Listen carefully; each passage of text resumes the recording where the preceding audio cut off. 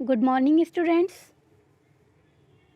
अपनी इब्तदाई उर्दू किताब से हमने सबक नंबर 2 गुफ्तगू के आदाब का पहला हिस्सा अपनी लास्ट क्लास में पढ़ा था।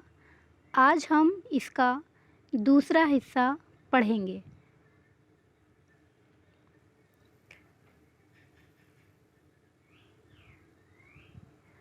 अम्मी जान, सफ़िया, ये तुम छोटी बहन से किस तरह बोल रही हो? बजाय उससे कुछ पूछने के तुम उसे छेड़ रही हो। क्या बड़ी बहनें छोटी बहनों से ऐसे ही बात करती हैं?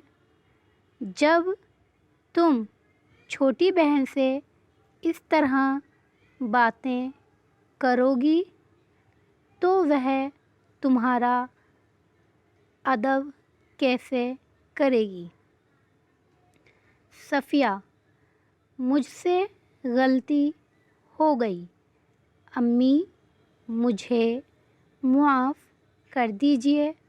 फिर सफ़िया ने नाज़िया को मनाने की कोशिश की।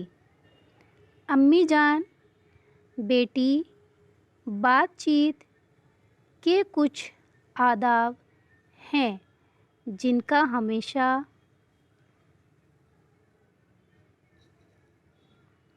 ख़याल रखना चाहिए। बात भी मौके और वक्त देखकर करनी चाहिए। तो बच्चों, यहाँ पर हमने पहले हिस्से में पढ़ा था कि सफ़िया स्कूल से आकर यूनिफॉर्म उतार कर क्या है, बिल्कुल ख़ामोश और उदास बैठ गई थी। तो उस पर उसकी जो बहन थी नाज़िया, वह कह रही थी कि अम्मी, उसकी जो बहन सफ़िया थी उसने कहा कि अम्मी, ये तुम्हें सिर्फ़ नखरे दिखा रही है।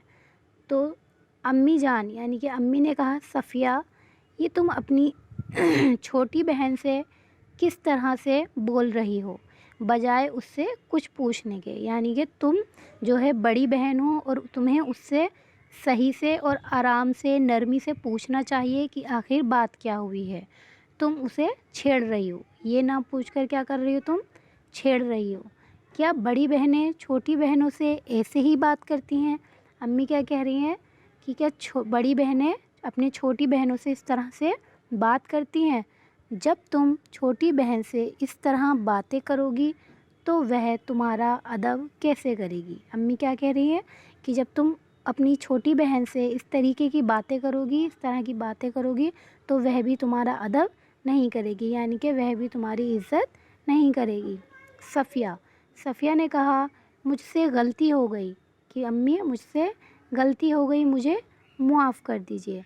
फिर सफ़िया ने नाज़िया को मनाने की कोशिश की। फिर क्या हुआ, वह उसको मनाने में लग गई।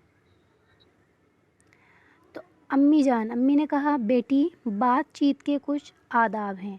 देखिए, यहाँ अदब होता है वाहिद यानी कि सिंगुलर, और यहाँ आदाब है वाहिद अदब की जमा यानी कि आदाब, जिनको हमेशा ख़याल रखना चाहिए। मतलब बात करने की कुछ तरीके होते हैं, कुछ तहज़ीब होती हैं जिनका हमें हमेशा ख़याल रखना चाहिए।